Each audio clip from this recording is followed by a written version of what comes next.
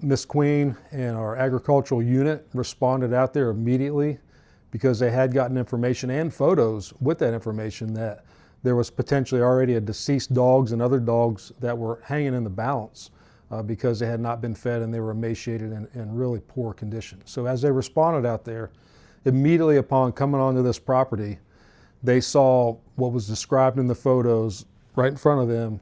They saw what looks like a hog cage or a pig cage with, unfortunately, a deceased dog in that cage. They went up and looked at that. This dog looked like it had starved to death, was in the cage. The only thing in the cage with it was 2 bowls, both of which had dirt in them, no food, no water, no nothing in there. And the dog, on top of being in the cage, was tied into the cage. Miss Queen behind me saw clearly a mama dog who looked like it had just delivered some puppies running around the property, also emaciated, flea-ridden, and she was able to round Mama up. Mama was so discombobulated and really starving so severely that she was unable to lead our animal control and our agriculture unit to where the puppies were. They knew there were puppies somewhere, but it took them a while to locate the puppies. So Mama dog got rounded up and placed in the van. And then they went further back into the property and found another male dog that was also emaciated up underneath a tractor. And the dog was so severely dehydrated and starving that the dog couldn't come out and even assist in helping itself as our animal control tried to rescue it. So it was yelping and really in a lot of pain as they were trying to get him out and into our animal control vehicle. And then thankfully our animal control officers were able to find the puppies, which were hidden up underneath a house, like a stem wall of a house out there. They were not able to catch the puppies. The puppies were really were not used to people. So they used cat traps actually to catch the puppies, and it really was an indication of just how hungry those little guys were, because immediately after putting food and water in those cages, those puppies came right to the cages and they were able to trap them and bring them, the mama dog and the male dog, to the Humane Society, really truly just in the nick of time before they all succumbed to not having food or water and all the other issues. Ringworms, hookworms, fleas, flea beds. There was flea beds on 8-week-old puppies. That's how terrible these poor dogs were doing. I mentioned a cat. There was also a mother cat out there that was pregnant. The cat was rounded up and also taken to the Humane Society. That cat also was so emaciated and in the same condition as the dogs that it delivered 4 deceased kittens immediately upon arrival at the Humane Society. So I just went through a horrific set of circumstances. And again, this is one of the most egregious cases we've worked in recent history here in Martin County. Well, that launched them after the rescue, thankfully that they were able to carry out, that launched them immediately into a criminal investigation trying to determine just who is sick enough to allow these animals to be out here and starve to death and be in this poor condition. And that led our animal control officers and our detectives to a Tomas Martinez from Okeechobee. Our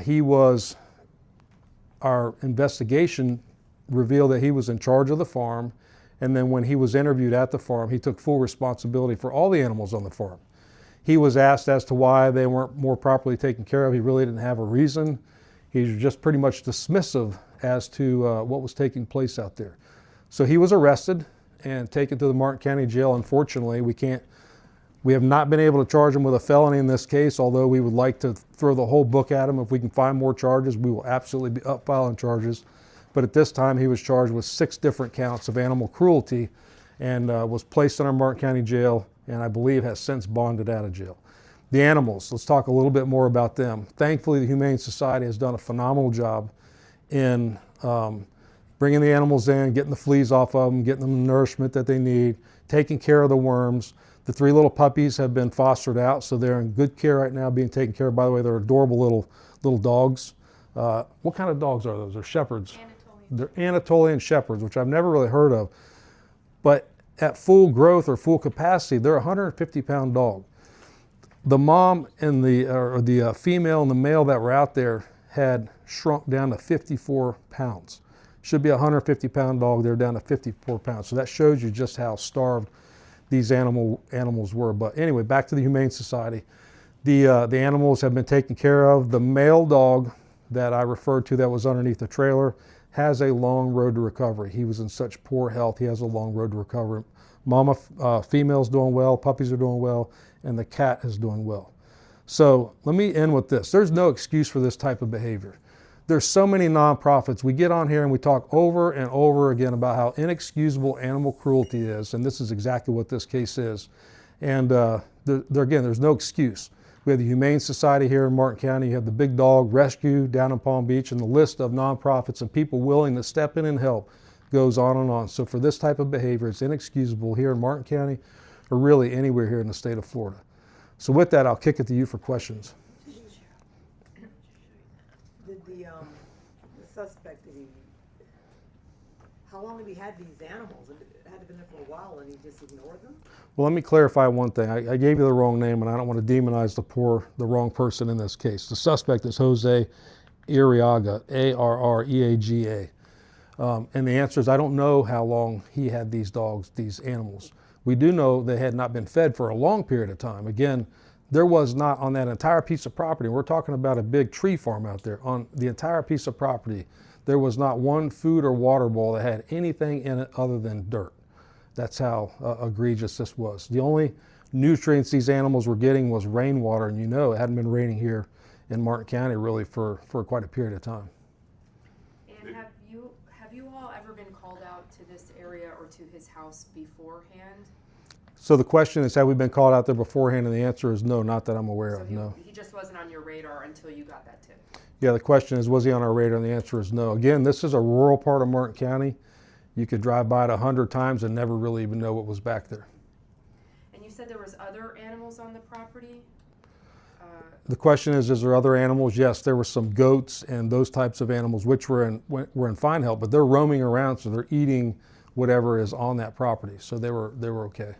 Did he say why they were in the conditions they were in? The question is, did he say why? And the answer is no. He just was pretty dismissive of what was taking place out there. What do you mean by that? Well, he took responsibility, saying that I'm responsible for anything on this property, but he didn't really say why. Like, why wouldn't you feed these animals? How could you not have the heart to let a dog be in that kind of condition? Let a dog starve to death, chained up in a cage with no food or water. He didn't really give a real good explanation for that. There is no good explanation for that either, by the way. So Mr. Jose Arreaga, or Yes. he that was a tree farm you said out there, and he was kind of like the in charge of sort of watering or maintaining the trees, I guess, is that? The question is, what was Jose Arreaga's role out there? And the answer is he was the manager of whatever was going on out there. There's a tree farm. I don't know how tree farms work because, of course, it takes a long time for them to grow. So I'm not sure if that's something where trees were readily being harvested or pulled out of there. I'm not sure. The dogs that, I know I read the report, it said the dogs were surrendered, I suppose. What's the next step for these, was it 5 dogs and 1 cat? Or the puppies, the 2 dogs and the 1 cat?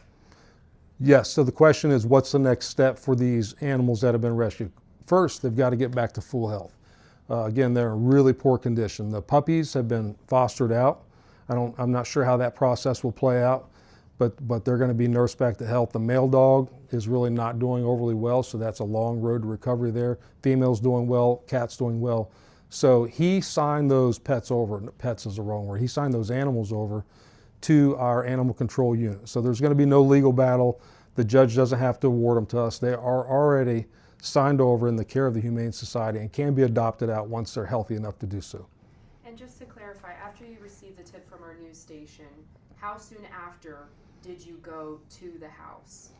And did you notify the person who was there, the suspect in this case, that you were going to retrieve those animals? The question is, how soon after did our animal control and ag unit respond? They responded immediately out there on that tip. Again, the tip came with photos, and they were pretty compelling photos. I think we shared, well, they came from you, but I think we've shared them back with everybody now.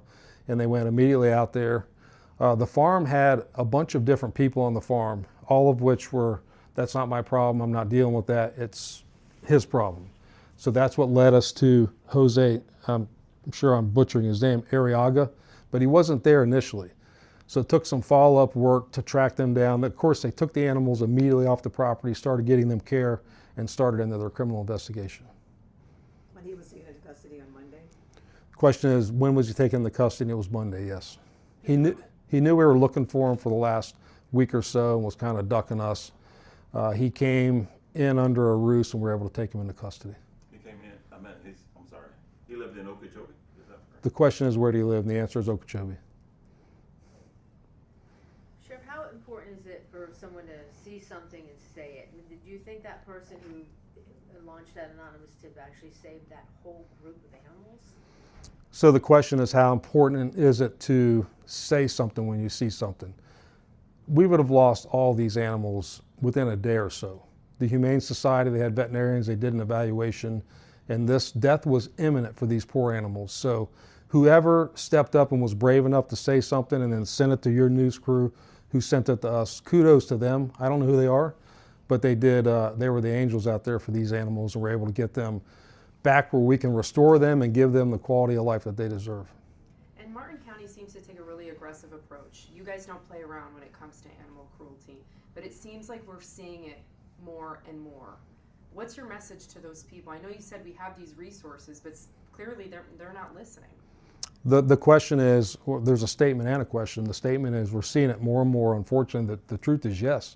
Both surrounding counties, I see them dealing with it. I know Sheriff Bradshaw, who has a larger county, stood up a criminal investigations unit just for animal control issues, which is kudos to him. They've got a lot of issues down there. But we all take it extremely serious. There is no excuse anymore for tying up a dog in a hog cage and just not feeding it or feeding it dirt until it dies. Like, that's a non-starter with all of us. And we're going to do our best. We're going to stand in the gap. We're going to fight the fight, arrest these individuals. I'm not happy with misdemeanors on this. So we're going to talk to our state legislators if we can enhance penalties or make it even more difficult and have these guys spend time and suffer a little bit in jail. We're going to do so. We're going to fight the fight for our animals that are out there. And then now we have that database for people who are charged with animal cruelty.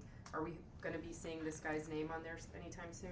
So the question is, the database exists for animal cruelty, and the answer is yes. We'll add anybody that we arrest or come upon, we'll add them in there. So, is that all? You're great. Thank you again.